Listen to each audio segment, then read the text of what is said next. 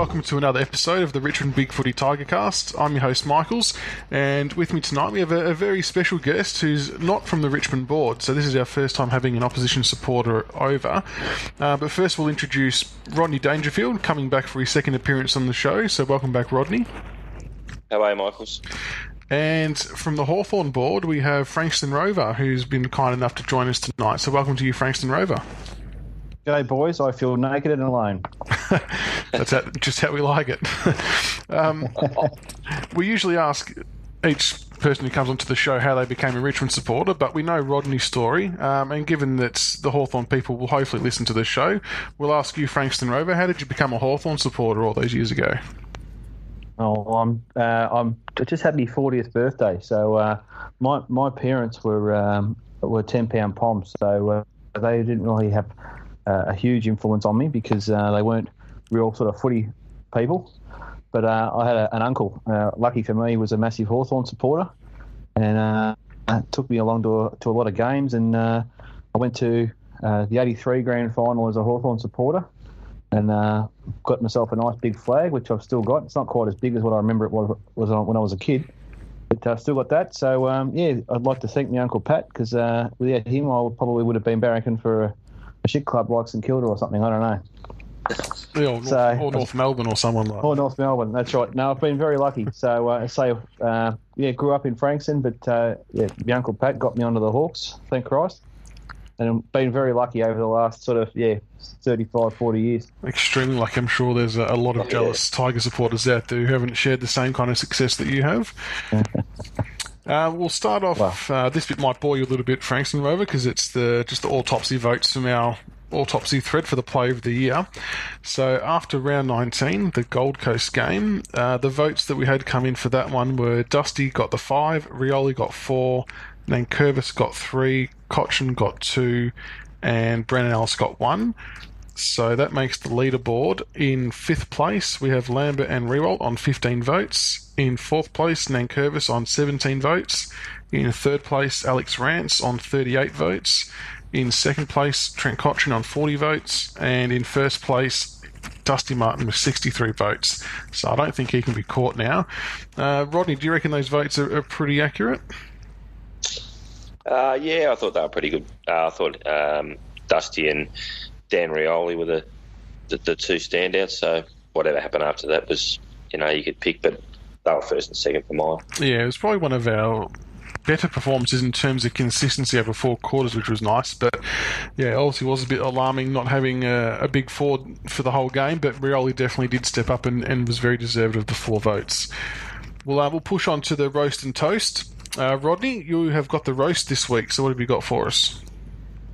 Well, I've chopped and changed a little bit because, as I told you boys before, I was looking to roast a fair bit to do with the MRP and the appeals process, but we're going to talk about that later. So I'll give there's 2 grubs, Carlton, for their medical report against Danger. That was rubbish, the way they handed up. And the other one is Port Adelaide supporters. How can you not? I mean, what wankers? Seriously. That was the funniest thing I've ever seen in my life. A minute to go, walking out of the ground, carrying their tarps. And what happens? Bang, bang. And they'll all be typing away on BigFooty and on social. Port's this and Port's that. They don't even watch the games. Give us a spell. Get rid of them. In 10 years' time, there'll have been 420,000 people at that game. Yeah, exactly right. That's what I was saying the other day too. That's exactly what they'll say. There was about 3. I was there. Yeah, until the 20-minute mark. I was there.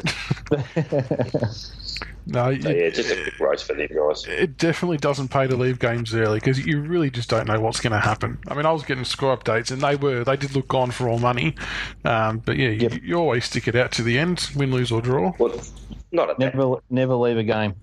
I left the game at the 12-minute mark of the first quarter once, and we ended up losing by 160. Whatever. When Geelong smashed us that night, but we just weren't trying. So I said, bugger this. But you're not going to leave with a minute to go. What's the point? No, that's right. And Frankston Rover, you've got the toast this week. So what have you got for us? I thought I'd go with the Hawthorn players, considering we're obviously playing each other this week. So I've gone with James Sicily. I thought. He's the sort of guy, he's relatively young, and I like him because other people don't like him. He's got that bit of mongrel about him. And I think last week when he had that crack at Taylor Duray when he got falconed, and then showed a bit of passion, I don't mind that. And then on the weekend against Sydney, he gave away a pretty disappointing 50-metre penalty and gave Franklin a goal, which is always dangerous, getting Franklin into the game. But cut our lead down 8 points. But then from then on, pretty much he really sort of stepped up. He's gone back this year. He was a forward. He's gone back. And on the weekend, he had 26 disposals, took 14 marks, 9 intercepts, and he gained the most metres in the game, 557 metres, and had 4 inside 50s. So, he's competitive, and I probably like to say the word unsociable, which is typically Hawthorn. And from a tough early start to the season, I think he's given some of us Hawthorn supporters a bit of a glimpse into the future at the next generation. And I suppose if he can channel that aggression, we've got a potential leader there for the future. And I hope for the last 4 rounds he can build on what he did on the weekend and build up over the summer and come back bigger and better again next year. Yeah, I really like him. I mean, I saw him a couple of years ago when he probably started out as a forward because you had all your backmen obviously playing. He's such a strong mark overhead, and he just presents really well, crashes packs, and he does have that bit of swagger and knows where the goals are. So I think he's definitely a player to watch, and I know you have to play him down back at the moment because of your injuries, but I think for sure he could be the way for your future down forward. Is that where you would prefer him to play, or do you think he should stay down back? I think so. I think he's a natural forward, but I think Clarkson also likes to have that flexibility, a bit like what he's done with Gunston this year of sending him back, and Duray's gone forward, and just to mix it up a bit, I suppose, so that on any given day, if something's not working, you can swing blokes around and they're not going to be all at sea. So I think he's done the right thing there and taken the pressure off him a bit, because he did say over the weekend after the Sydney game that he feels a lot less pressure down back because he's not the one that has to lead to the ball. He gets taken to the ball by the forwards, and he can be a bit more, I suppose, adventurous without having that pressure of being a forward on him. So yeah, I think he's learned a bit this year, and I think next year, if he can continue to grow, I hope he does, because he'll be a good player for us. Yeah, I mean, he wouldn't have played any more than 50 games, would he? No, he hasn't. No. And this is probably the other benefit for you as well, is getting those games into him, because obviously when you had your forward line or your team fully loaded, it was probably a little bit harder for him to break in and stay there consistently. So now that he's getting that opportunity, albeit down back, he's just gaining so much experience, and it's really showing out in the field. He's having a pretty good season, I reckon.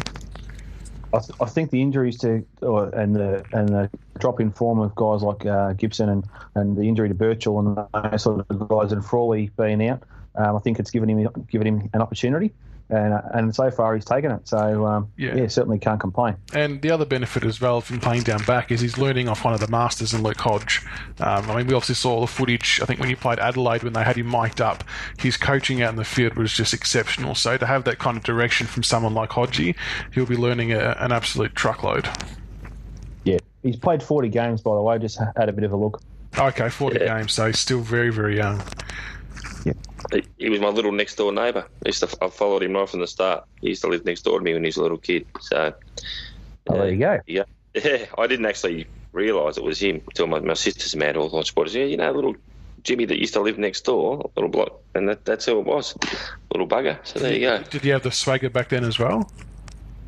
He was a cocky little bugger. He used to get out and kick the footy and stuff. Yeah, he was.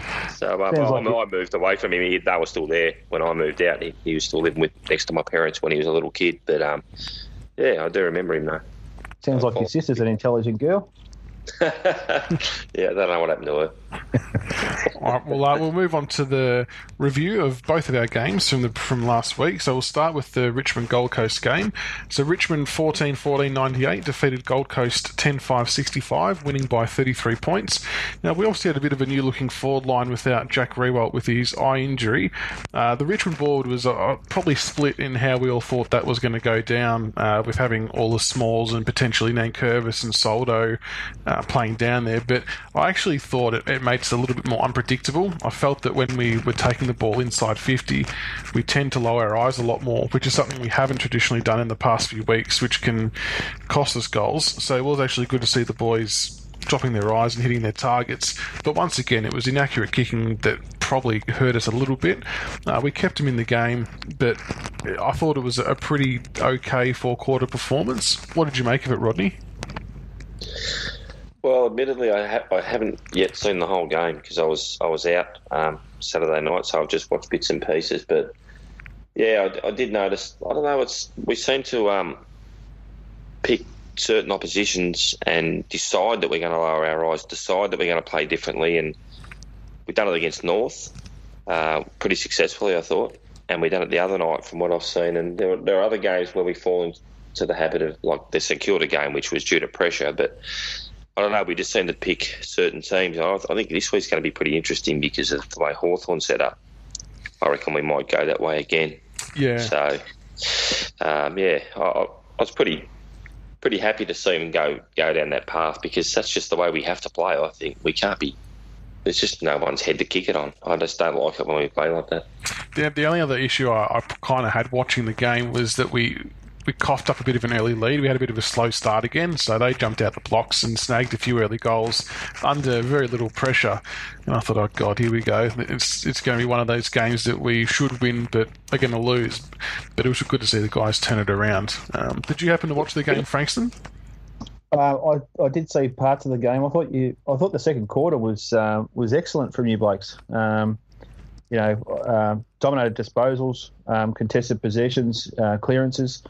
So, you had your 4-goal lead at half time, I think. So, yeah, that second quarter, that's the thing with Richmond. When they're on, geez, there's not many teams that can go with them.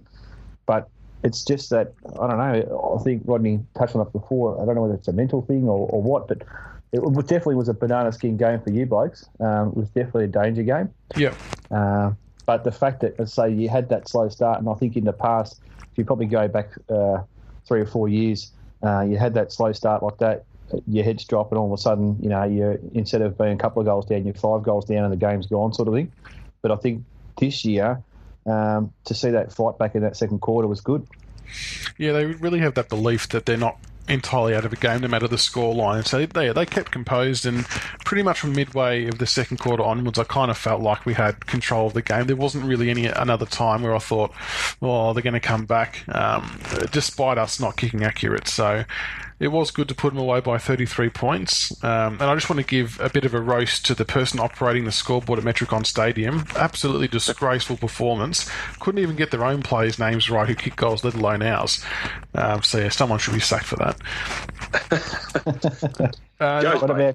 What about young Jason Canstanja? What was he doing? Yeah, he had that epic brain fade close to goal. There's about 2,000 of us in our little bay that we were sitting in, and we all couldn't believe what he was doing. It's like, it just kicked the goal. You're 15 metres out. You don't need to do anything fancy. But like Ronnie just said, he tends to have one of those every week. But he's also good for a couple of goals and does get himself in the right spots. So if you can... Well, I was going to say, yeah, that cock-up that he did... I think he was just trying to get other people involved in the game, which is great to see from a young player. But as you say, just kick the damn goal. Yeah. But he came back, and I think he kicked one I think it was the third quarter, where it was like a inside-out banana from the sort of 40 metres out. It was a bloody ripper. Yeah, it's always the way, isn't it? You miss the ones that are so simple, and he just pulled that from out of his arse. And yeah, that was 45 metres on the boundary line, and just, no worries, fellas, I'll check side that one through. Right, his little mistake. There you go. That's what you got to do to get noticed. So the only thing that worries me with him is he's going to do something. He'll have one of those brain fades when it's a really clutch moment. And I know he's only young and very inexperienced, so hopefully that'll just grow out of him as time goes on. But no, other than that, he played a pretty good game. And I thought Corey Ellis had a good game as well. I know he doesn't get 25, 30 touches, but he's very clean when he picks up the ball. And I know people were cracking the sads in the game day thread about the disposal and the fumbling and all that, but we walked across the ground after the game and it was wet, like really, really wet. So it went up there. Yeah, it's probably a bit deceiving to see on TV, but yeah, it sort of made me appreciate his clean half volley pickups and quick handballs a lot more during the game. So yeah, I thought he had a good one too. I thought Ellis was good. 27 disposals and 3 goal assists. That's pretty good. And he took that courageous mark as well, going across the pack. So which was good to see him. Good to see him do that with no care for his own safety. So he's obviously gaining some confidence there. And then on Friday night, we had the Hawthorn versus Sydney game, which we watched. So that was Hawthorn 10-12-72, defeated Sydney 9-12-66. So that was a 6-point thriller at the G. I must admit, Frankston Rover, I thought after watching the first 10 minutes, I thought you were in a lot of trouble. Sydney just seemed to have it over you, but they just couldn't score. But then, yeah, kind of from the end of the first quarter onwards, you guys just really kicked into gear and took off. Yeah, very happy with how we played. I think it was one of those games where, we could have been blown away early, but we grounded it out. And as I say, a couple of the older blokes, I thought Ben McAvoy really probably the best game I've seen him play for a long time. He just was taking great marks. I think he had about 8 marks.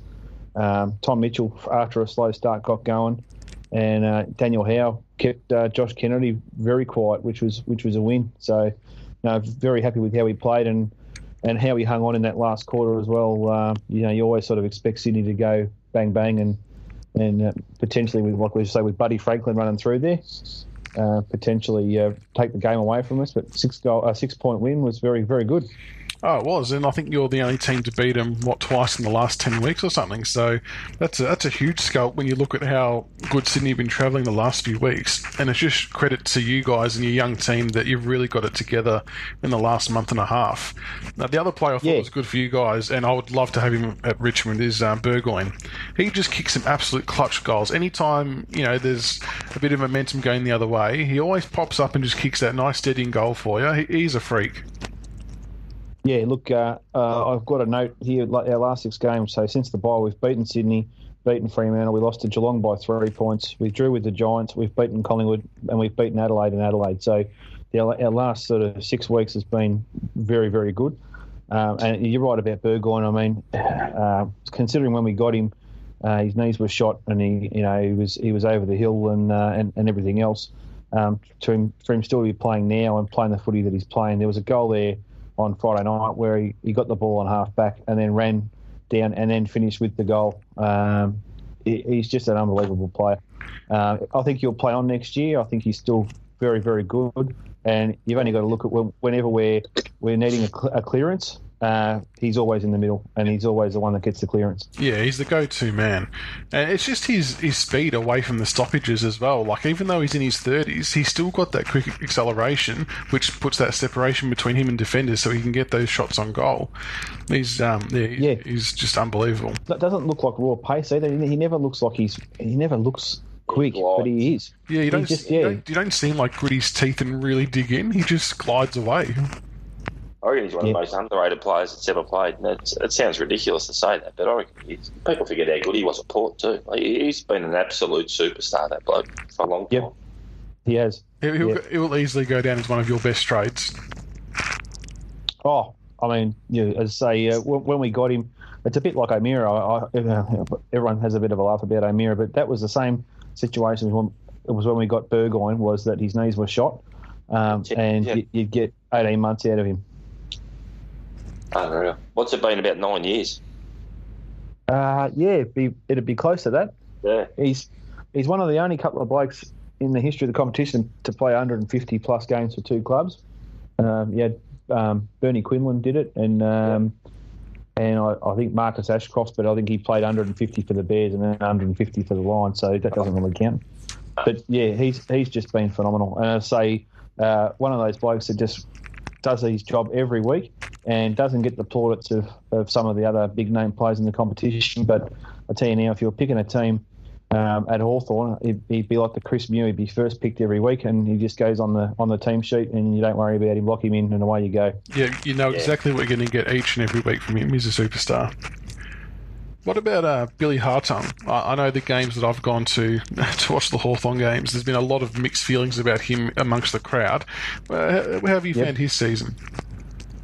Oh, look, I think it's one of those things. The guy can run, no doubt about it, and it's a shame that his disposal lets him down because he's never going to be an in and under type. He's definitely an outside player, but if he could kick, he'd be in the side every week, no doubt about it. But he's just got to work on that disposal because he can find space and he can run away. And if I ever hear anyone ever say about beep tests again with him, I want to bloody tear my hair out because they just meant to. Oh, they talk about it all day. He's had a 17.7 beep test. Who gives a shit? He can't kick the football, So, look, I hope they stick with him because he can definitely find space. It's a bit like Isaac Smith. I mean, if he's got the ball in his hand and he can run away, but geez, Isaac's. It's funny because Isaac's missed a couple of gettable goals, but beautiful kick though. But he can kick a ball, whereas Billy's never going to he's never going to get it himself. He needs someone else to get it for him and get it out to him. But if you can't kick the ball to save yourself, you're going to struggle. But look, you look at our backmen that have stood up this year. Brand's been great for us down back. He's done some big jobs against the key forwards, considering we've lost Frawley and Gibson. And Stratton as well. And Stratton, yeah. And Gunston's gone back. He's been good since he's gone back. Jaray's gone forward and he's played well. And Mitchell's had a phenomenal season. I don't know where we'd be without him. I mean, he gets a lot of the ball and his efficiencies aren't great at times, but if we've got it, the opposition haven't got it, so it's got to be a win. Absolutely, I'm sure we'll touch on that a bit more later as well with the talking about the preview for the game this week. But he's been a very good pickup as well. We'll move on to both our VFL games. So Richmond played North Ballarat and we won 14-19-103, defeated North Ballarat 8-13-61, so we got up by 42 points, which has now put us third on the ladder. And Hawthorn, or Box Hill, you guys played Sandringham and won by 47 points. So it puts you 2 points clear on top. So hopefully both those teams will be playing each other come finals times. I think I note in the goal kickers there was a T. Vickery who stood up and kicked 3. Yes, I noticed that. He had 50 hit-outs apparently too. Wow. So he's had a big game. We had Kieran Lovell. He's made his first appearance for the year after shoulder surgery. He had 21 touches. Oliver Hanrahan, he's another of our youngsters. He's popped up a couple of times in the resis, so hopefully next year he gets a go. Taya Mills kicked 5 goals, so he might be a chance this week with Hodge out. And Tyrone Vickery, 3 goals and 50 hit-outs, playing first ruck, so maybe he's just making a surge. Maybe he's going to turn it on Sunday. I wouldn't be shocked if that happened. And then for the Richmond game, our goal kickers, we had Lennon kick 3, Stengel kick 3, Batchelor, Short, Marek, Elton all kicked 1 each. And in our best, we had Jack Graham, Jacob Townsend, Jaden Short, Batchelor and Stengel. So I think we were all pretty pleased to see young Jack Graham have a pretty good game. I think he had 33 disposals and 15 of them were contested. So I still think it's too early to put him in the team, but it's good to see him come back from injury and have a pretty good impact in the VFL team. Yeah, looks a good player. Yeah, it looks really good. All right, we'll push on to the topics to discuss. So we'll start off with the MRP, a pretty contentious couple of issues that arose the last couple of days. We'll start off with the Luke Hodge 1-week suspension, which was appealed unsuccessfully. Frankston Rover, I'll get your thoughts first on that.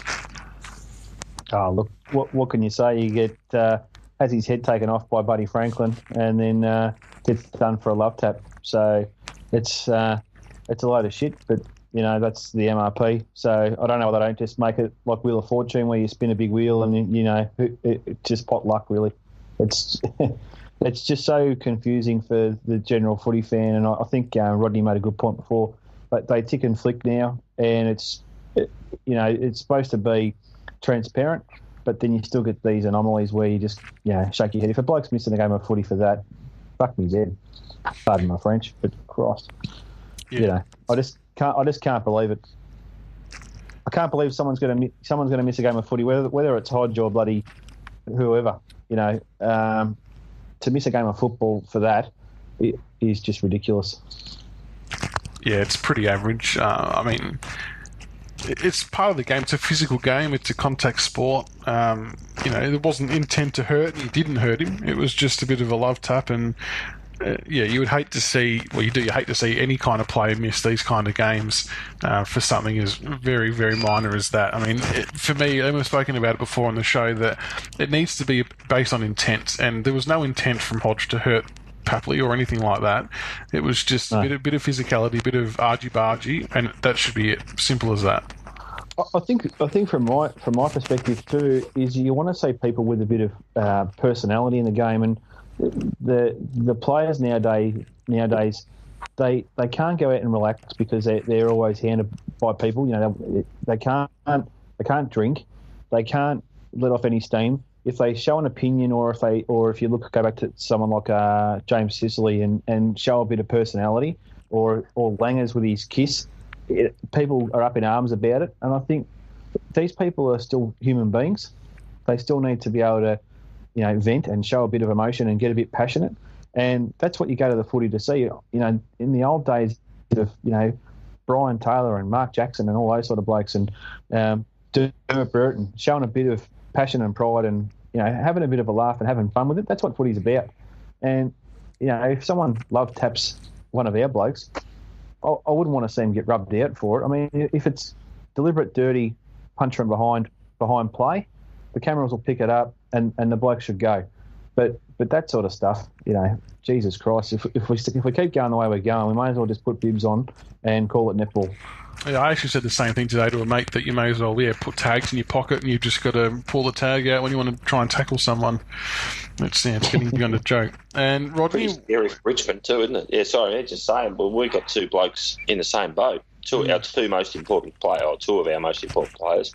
Yep. And I don't really care about the Brownlow. I sort of wish that Martin and Cochin would get their little love tap out of the way, because they're going to get baited, harassed. It's going to be horrible for them the next few weeks, because people know, they're not silly. Players are going to tag him and they're going to go, right, I'm going to wind him up.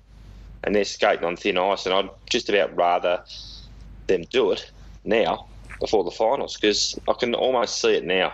One of them is going to get their third strike in our first final. Hopefully we're still going after that, and they're going to miss a game. Maybe they should go to what the FIFA do in the soccer in the World Cup, and they give you a clean slate before the finals. I think Sturge wrote that on the board today, and I think that'd be a good idea, because I can look at Hodge did nothing really, absolutely nothing. He's paid penance for what he's done beforehand in being penalised for bugger all, and I could just see. I think I said before, can you imagine if someone like, say, let's use Dustin Martin as an example, does it in a prelim final and gets a week for that and misses the grand final? I mean, very easily happen. And then that's what I mean. And compare that to when Barry Hall hit a bloke in the prelim, played the grand final. Yeah. That's right. But that's you're playing the Brisbane Lions this week, and you're playing on that bloke that was Robinson. Oh yeah, that was more than Martin up. He would be at you all day, just belting you, and he's got no strikes. What are you going to do? You can't defend yourself, because as soon as you touch him, you're gone. Have a week. Yeah. And that's where do you run the risk of winding up Dustin Martin? Because I think Dustin Martin's one of those blokes, if you wind him up enough, I reckon he's almost going to turn one on, and he could win the game for you off his own boot.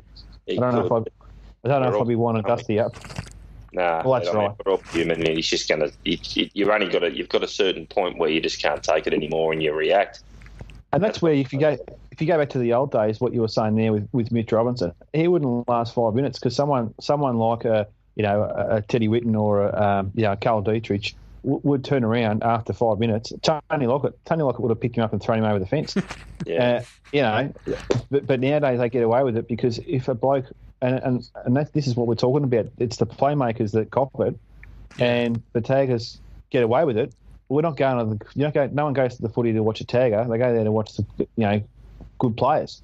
And as you say, if someone's harassing, and someone finally turns around and goes, rightio, bang, and you can't deck someone, but they wouldn't last 5 minutes. No, you don't have to anymore. Have a look at Hodge. That was nothing. and he's having a rest. And it's, as you say before, it's his best mate's 250th game too, so he'd be dirty. Oh, especially when you look at what Franklin did to him, and Franklin got nothing. Yeah, well, it's funny because with that one, when I saw it, we all said straight away, yeah, he's going to be in trouble for that. Because you just got him straight in the face, and they always keep saying the head, can't be touched, and it's going to always be protected, this, that, and the other. But he didn't even get a fine, did he? It was nothing.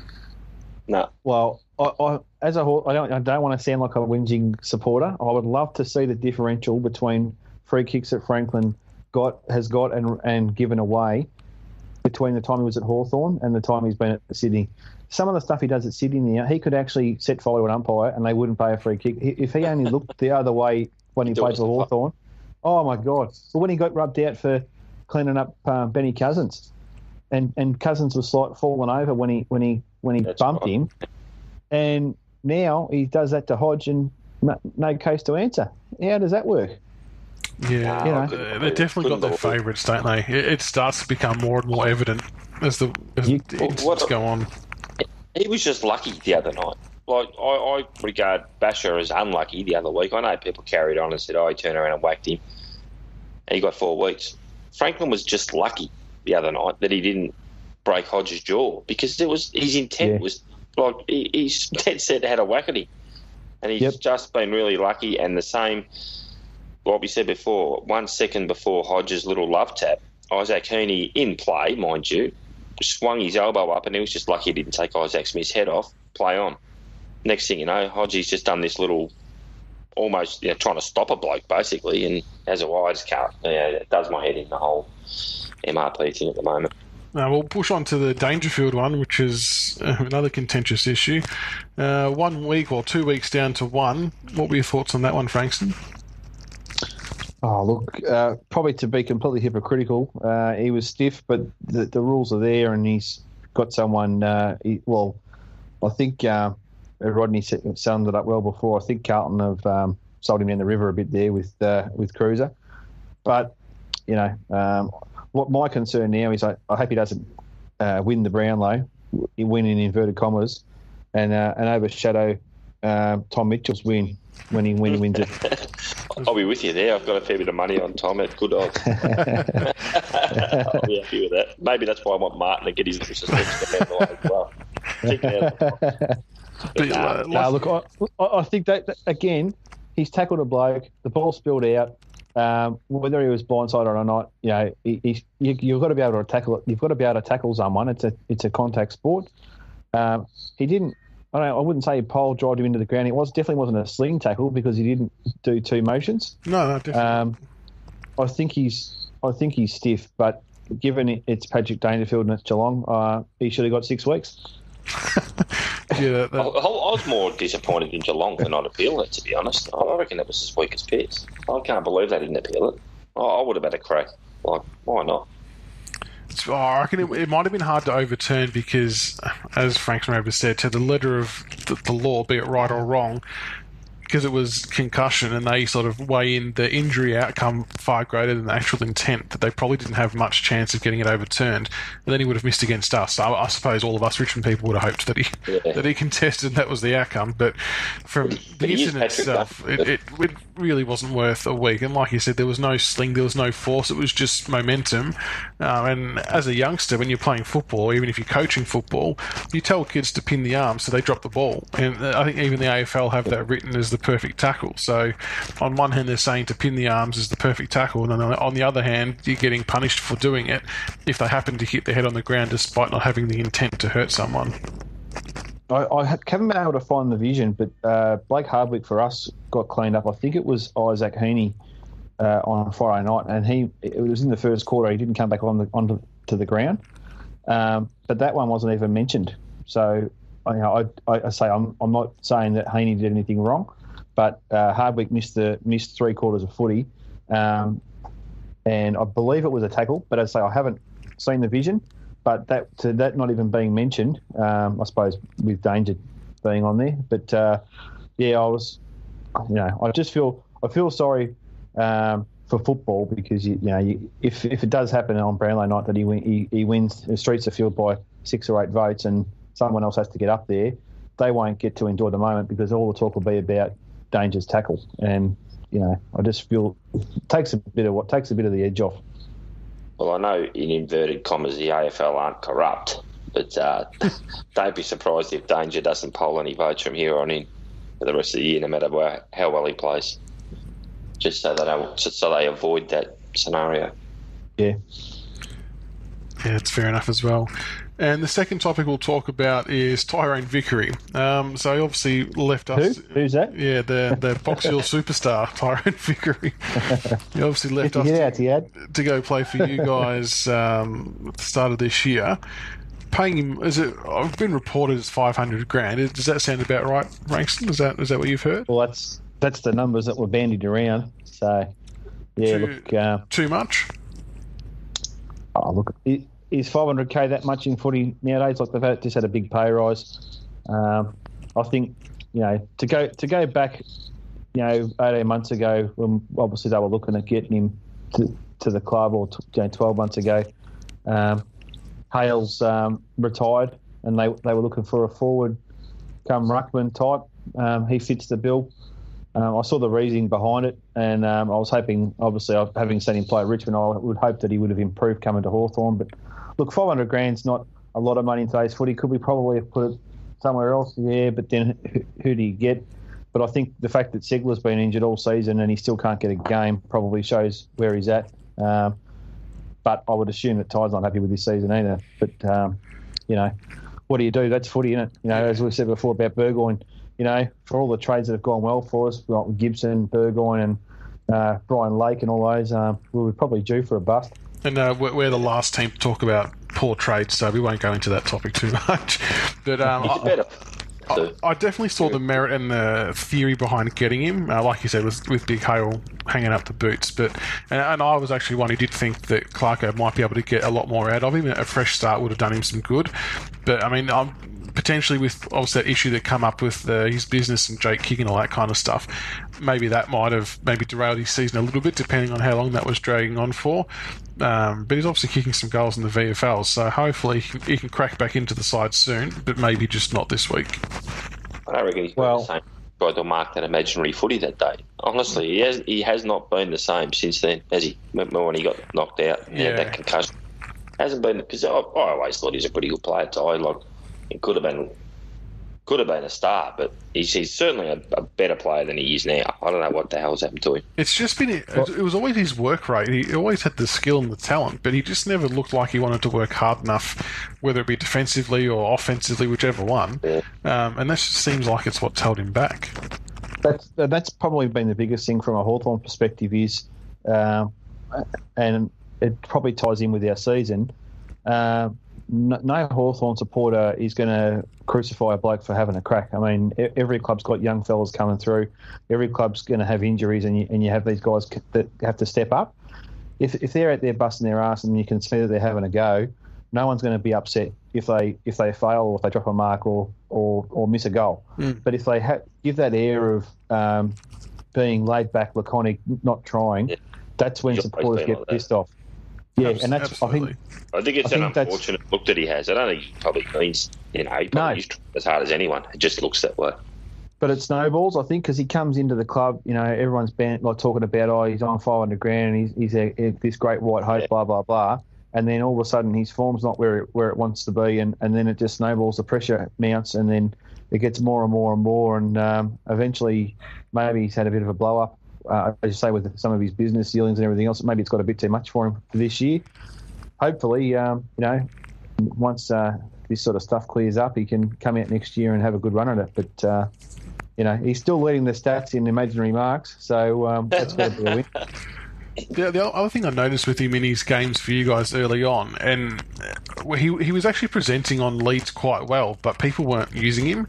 Now, that could just be simply because they weren't used to his running patterns or weren't used to looking for him, or they just simply didn't trust him. But I found it looked like he was getting frustrated on the field because he wasn't getting rewarded. And there was even a couple of times when he was in acres of space, like completely by himself, to try and get his first goal for the club, and the ball just wasn't passed to him. So I'm not sure if it's just getting to know the game style thing or not. But yeah, hopefully he can get back in and get some reward. I think at the start of the year as well, and every club's been through down patches. When you got a young list coming through, or you have a few injuries, the poorer sides, and I've noticed it over the years, like with Melbourne probably is a good example. They look up and they see a one-on-one, and they have no confidence of kicking to a one-on-one because they don't rate the bloke that they're kicking to, even though they're a teammate. Whereas with Hawthorn, if you look up and you see Sean Burgoyne, who's one out with whoever, you know that if you kick it to him, he's either going to take the mark or he'll bring it to ground and he can run away with it. You have that confidence to kick it to him. I think when Ty first started at the start of the year and things weren't going that great for us, a lot of people were probably playing it a bit safe, and rather than taking a risk or kicking it to someone that might have been in a little bit of a harder spot to get to, they played it safe, and as you say, his confidence went downhill and he wasn't kicking the bags of goals that he probably hoped he was going to be kicking, and the pressure got all too much for him. But hopefully he can bounce back.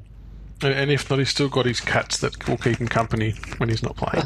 Well, in his backpack. In his backpack, yeah, with the windows on it. He's laughing. She'll bring the dollars in. She'll bring the cash in. Yeah. 500k is not a lot of money when you're professional tennis player. He probably just wants to travel around the world following her. I don't blame him, to be honest. Well, that's exactly right. Lucky beyond. Yeah. He's had his little footy career. He's happy.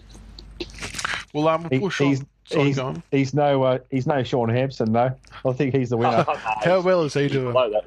Right, he must wake up every morning and just roll over and go, yes. The funny thing is, he's been listed with a back. Have a look at me. He's been listed with a back injury, and it's the jury's out as to how he's obtained this back injury. It must be said. With a back injury. I'm telling you now, I'd have back hip calves. I'd have back-related hamstrings. They'd be carrying me out in the sack. Well, we'll leave that one there before we get too carried away. We'll push on to the preview for this week's game. So, Big Jared Ruffhead's 250th game, and I think that's a massive milestone given the health scare he faced earlier on. So, hopefully Big Ruffy does have a good game, but not too good of a game. It's a big match. I mean, Hawthorn are on the up. They're up and about, beating Sydney. They're still, a really big chance to make the finals, and we still need to keep trying to hold on to fourth spot and getting another win and create some more separation between us and Port Adelaide. Frankston, what are your thoughts on the game? Yeah, I've got that written down here. Top 4 spot for you blokes, top 8 spot for us. So there's a lot on the line. I do seem to remember you blokes knocking us off a couple of times in premiership years just before the finals. So maybe if we do win, it might be a good omen for you blokes. I don't know. But we've had a big 6 weeks. Yeah, we've had a big 6 weeks. My only concern is we've had a trip to Perth. We've played the Giants, the Swans, Geelong. Can we keep it going? I did do a bit of reading on your board today, and a couple of comments were that it's our grand final. And in some ways it is. Everyone loves beating Richmond, but I hope we can keep it going. It's just, I suppose, it's going to be midfield, isn't it? Really, that's where it's won and lost, and two pretty good midfields going at it on Sunday.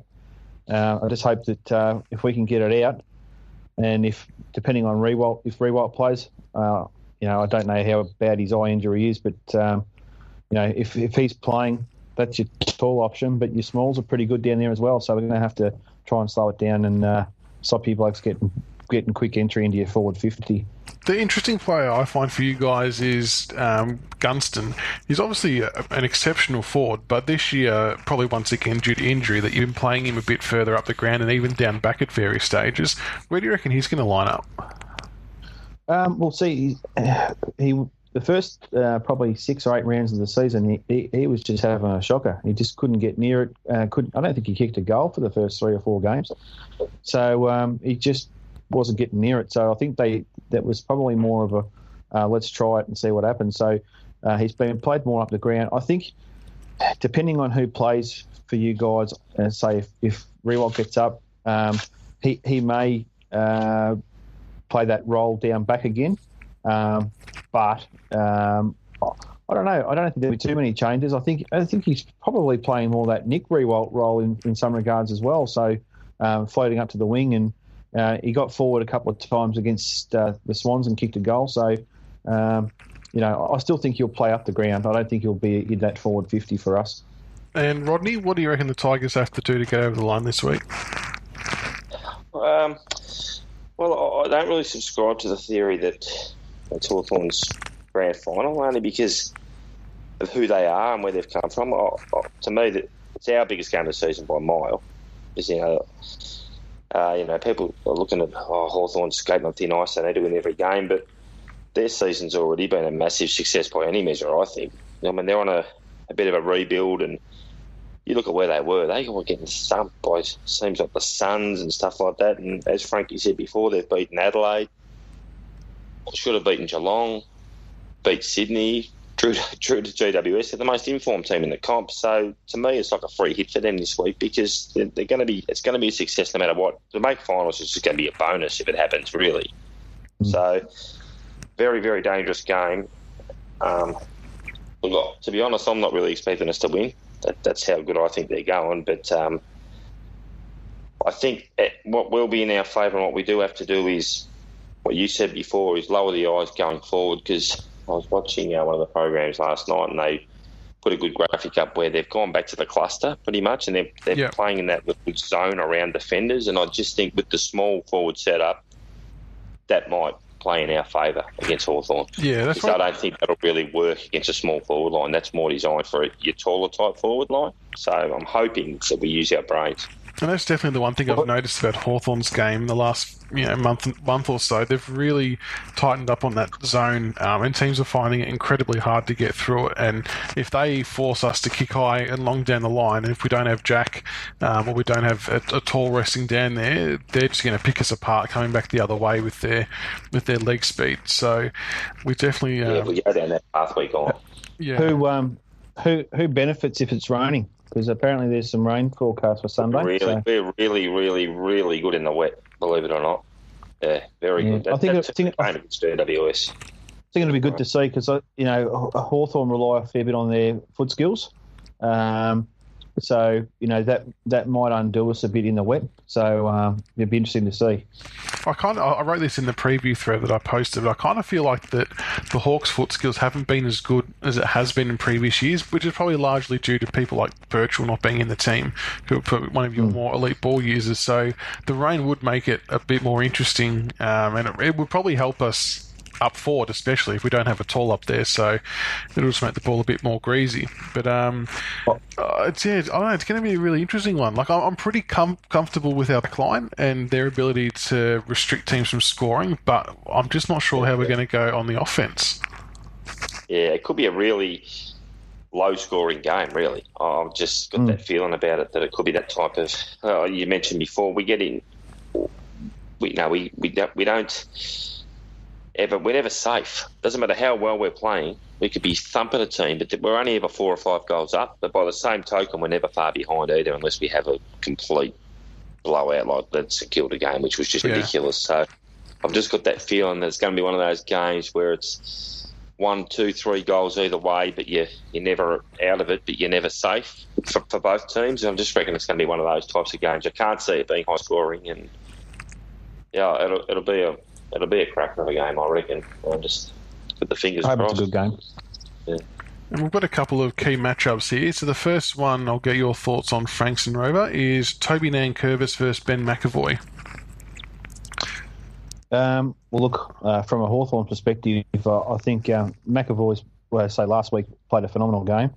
I'd really like to see him push forward, because his ability to take strong marks, and he's a good kick too, Ben McAvoy. So I'd be hoping that he gets forward when he can, and maybe he can be our sort of a resting ruckman down there. Not that he'll probably get a lot of relief in the ruck, but drag Nankervis down there, because I don't think there's many blokes that go with Ben in the air. He's a solid mark, so that's what I'd be doing if I was him. Just got to watch him watching Nankervis go the other way. I haven't seen a lot of Toby Nankervis, really. I think he's in my Supercoach team, though, so he seems to be scoring all right. No, I definitely think that McAvoy is a lot better going forward than Nankervis. He's a real aerial threat, so we will have to keep a close eye on that one for sure. And Rodney, what about the potential matchup of Kane Lambert on Tom Mitchell? Well, potentially it's probably the most crucial matchup in the game for us because, I love Tom Mitchell, and he's a very hard player to tag. I don't think you really can tag him out of the game, to be honest, but you can limit the influence he has by his distribution, really. And Lambert is the right man for that job, and he's a very good stopper, Kane Lambert, but this is a different type of a role. This is not your role where you're running around with a guy trying to limit his impact with run.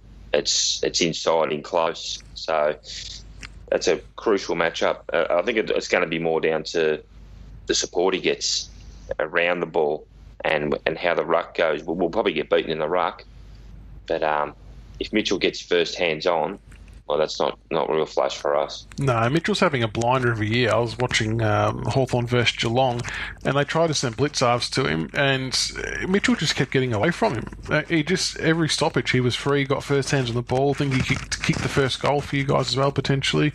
Very clever. He's an awesome player, and I know people might be up in arms about metres gained, but like you said before, if you've got the ball, the other team haven't, and that's the best way to stop him from scoring. So I think Kane Lambert's got his work cut out for him this week. I also think with guys like Lambert, if you're going to go up against someone like Tom Mitchell, you can't just think about stopping Tom Mitchell. If he can, I think he's averaging Kane Lambert's averaging 20 odd disposals a game. If he can get a few possessions for you blokes going the other way and even kick a couple of goals, that takes the pressure off of Lambert somewhat and puts some pressure back onto Tom Mitchell, not just to think that it's all one way. So yeah, exactly. Off Mitchell because he kicks goals himself. Yeah. But to say, I think Lambert's got the skills there to hurt him the other way if he can get his hands on the ball. It's almost like you have to try and deliberately feed him the ball to get him a goal to make Mitchell think about what he's doing with his game. Yep. Yeah. I think he just worries about his own game, Tom, though, doesn't he? He's that good at it. Yeah. I don't think he cares about the tag. That's what makes a great player against a tag. Guys like Rory Sloane and Trent Cotchin goes through it as well. They get that engrossed in what the tag is doing to them that they lose the plot, whereas Mitchell just puts his head down, bum up, and just worries about what he's doing. He definitely does. And the last matchup, speaking of potential tagging roles, is Dustin Martin versus Daniel Howe. So, Howe did a great job against Rory Sloane a few weeks ago for you guys, Frankston. Is this the likely matchup, do you think? Oh, look, I think, I think that in terms of tagging role, Howe's probably been our best stopper for the year. My only concern with Daniel Howe playing on Dustin Martin as compared to a Rory Sloane, as good as Rory Sloane is, I think Dustin Martin's forward capabilities are better than Rory Sloane's. And if Daniel Howe's playing one out with Dustin Martin down in the forward line, I'll be shitting bricks because Dusty will tear him apart, I think. One-on-one, I'm not sure he can go with Dustin Martin in that regard. But running around the ground, yeah, I think he can. But if they decide to chuck Dusty forward, they might have to make a move. Yeah, and I think it's probably a move that we are kind of going to be forced to make without Jack Rewalt. That Dusty will have to spend a bit more time down forward. And like you said, it'll be our goal to try and isolate him and Howe.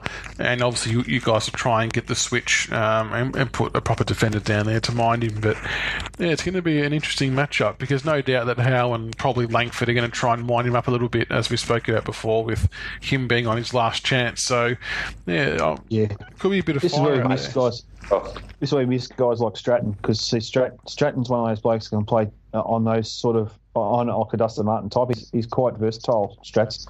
I just don't think that Howe's got the strength. If you're say in a one out marking contest, I think Dusty's got the strength on him. But I'll be interested to see who they go with and where Dustin Martin goes, because it's a bit like Tom Mitchell. You want to see the good players play well. And I'd be certainly hoping that if Dusty goes forward, that they put someone else on him. And if he's running through the centre, we'll go with Daniel Howe. Absolutely. And Rodney, what possible changes do you think we could have for our team this week? Well, I don't think Jack will be playing. I don't think he'll come back.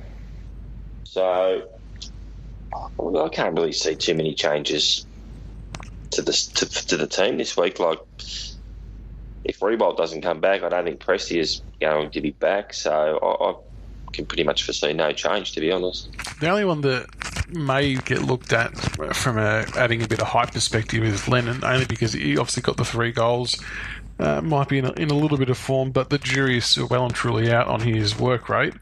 But yeah, I kind of agree that it's hard to see what other changes we might make. I mean, Stengel obviously has put his hand up, kicking a few goals, but I wouldn't mind seeing him persist with Bolton for another game, because he obviously had a bit of spark up for it as well.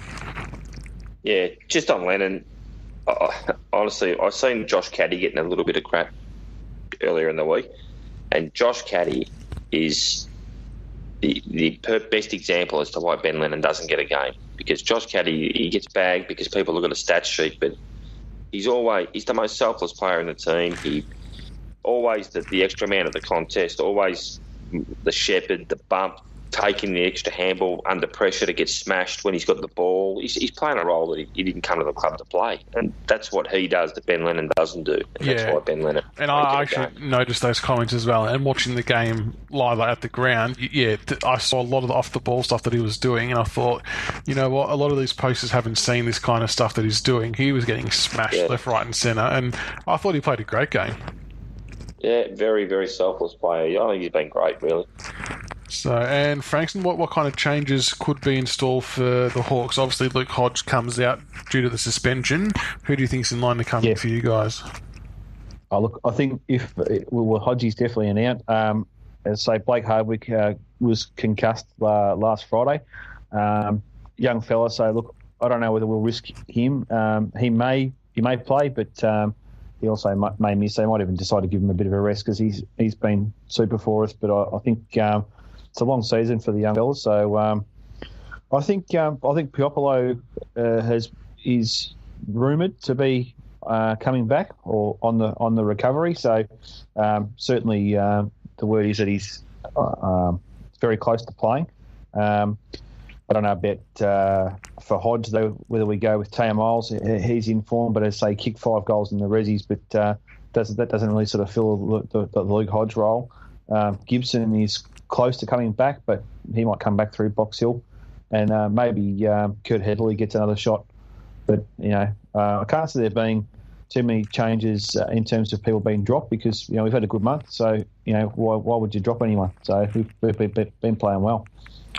No, that's fair enough. And we'll finish off with a prediction from you both for the game. So, Rodney, I'll start with you. What's your prediction and margin for the game? Well, if I'm being realistic, I honestly think the form team should probably win, and which sort of shits me because they reckon, we are the form teams, we're fourth, but there's no team in better form than Hawthorn, but I'll pick us by a point just because I broke for Richmond. You've got to pick them on your own podcast, for Christ's sake. No, we've had a bit of form with people not picking us against Port Adelaide as well. So that's just poor. That's almost like leaving early. Come on, you blokes. I'm going for a 5 points. No heart attack stuff. Just 1 point. Yeah, that'll be great. What about yourself, Frankston? What's your tip for the game? Oh, look, you've got to pick the Hawks, but look, I think we're a good show. I just hope it's a good game. I hope people get along. It's always good when you've got two sides, like two traditional sort of Melbourne clubs get along, and if we can get sort of 50, 60, 70,000 there and make it a really good day. And look, I'll tip the Hawks by 18 points, and I just hope that it's a good contest. Yeah, I think it's going to be an absolute cracker. I think it'll be 3 goals in it, so I'll say Richmond by maybe 14 points, but it could really go either way. And if the rain does set in, it could just turn the game on its head altogether, which will make it very interesting. But that'll wrap it up, I think, for the show, guys. So thanks for coming on again, Rodney Dangerfield, and thank you very much for coming on Frankston Rover from the Hawthorn board. No worries, boys. Thanks for having me. No worries. Thanks, good. All right, and until next time, go Tigers. Go Hawks.